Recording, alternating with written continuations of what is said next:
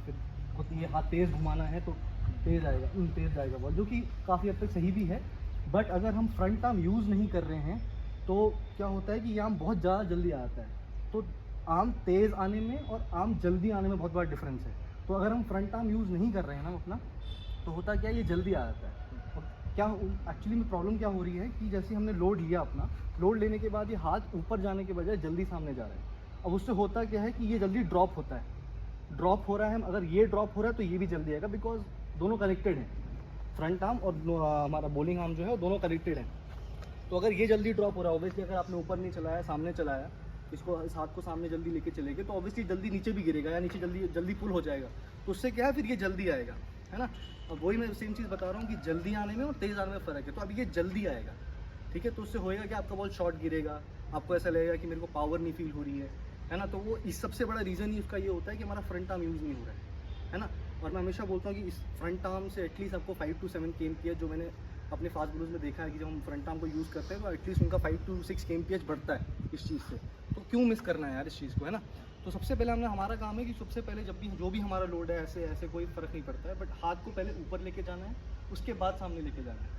Pulling the chain बोलते थे पहले के टाइम में कि पुल द चेन करो। मैं भी यही बोलता हूँ, पुल द चेन करो, बट यहाँ से नहीं करना है, सामने से पुल करना है। चेन को सामने से पुल करो, ठीक है।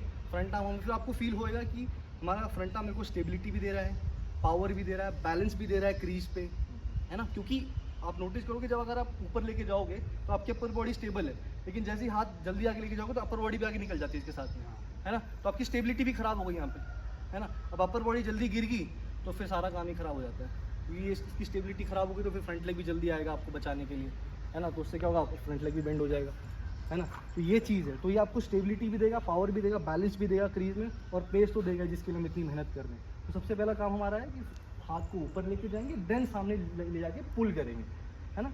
ये एक्शन है, ये रिएक्शन। हमेशा याद रखो, ये छोटी सी चीज़ है, बहुत हेल्प करेगी। ये एक्शन है, ये रिएक्शन है।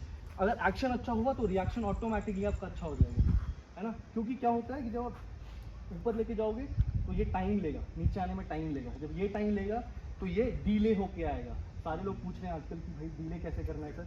तो ये सबसे आसान तरीका है डीले करने का बॉलिंग आर्म पे, क्योंकि जब ये लेट नीचे गिरेगा तो ये भी लेट आएगा, है ना। तो ये ऑटोमेटिकली डीले होना स्टार्ट हो गया। डीले का मतलब क्या, आपके पास एक्स्ट्रा टाइम है वो पेस जनरेट करने के लिए, है ना। यही है डीले, सिंपल है। आपका आर्म थोड़ा लेट आएगा, लेट प्लस फास्ट आएगा जब आप फ्रंट आर्म अच्छा यूज़ करोगे। तो डीले हो रहा है, और डीले के बाद आपको एक्स्ट्रा टाइम बचा, उस एक्स्ट्रा टाइम में आप अच्छा खासा तगड़ा बॉल डाल सकते हो। आपकी बॉडी पूरी लगेगी, क्योंकि बॉडी क्यों लगेगी, क्योंकि डीले भी हो रहा है प्लस आप स्टेबल भी हो, इसकी वजह से फ्रंट आर्म की वजह से, है ना। तो इसको लूज़ नहीं करना भाई, कहावत है इसके लिए। आप हम फास्ट बॉलर्स बोलते आइदर यू यूज़ इट और लूज़ इट।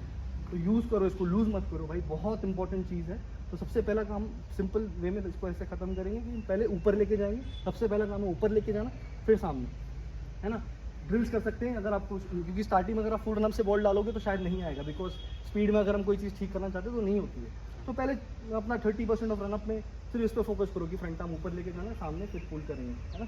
फिर धीरे धीरे करके अपना रनअप बढ़ाओ, तो ऑटोमेटिकली सब कुछ टाइम के बाद ऐसा होगा कि अच्छी खासे रनअप में स्पीड के साथ भी आ जाएगा। बट इसको लूज़ नहीं करना है, ठीक है ना। ऊपर लेके फिर सामने फिर पुल, ठीक है ना। इस तरह से करोगे, पावर भी मिलेगी, स्टेबिलिटी, बैलेंस, पेस तो आएगा ही आएगा, है ना। और फिर आपको लगना भी शुरू हो जाएगा कि हाँ अब मेरी जो बॉडी है वो बॉल के पीछे लग रही है, मेरी बैक भी ऑटोमेटिकली बेंड हो रही है, क्योंकि ये बैक को भी अच्छा खासा पुल करता है सामने की तरफ, है ना। तो चेस्ट ड्राइव भी अच्छी लगेगी और बैक भी अच्छी बेंड होगी, तो अच्छा शोल्डर भी लगा पाओगे बॉल के पीछे।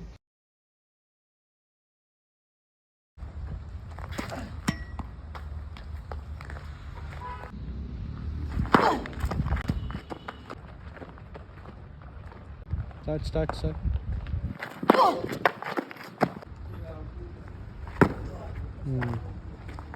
बॉलिंग आर्म पीछे कर ले, थोड़ा और ऊपर लेके जा।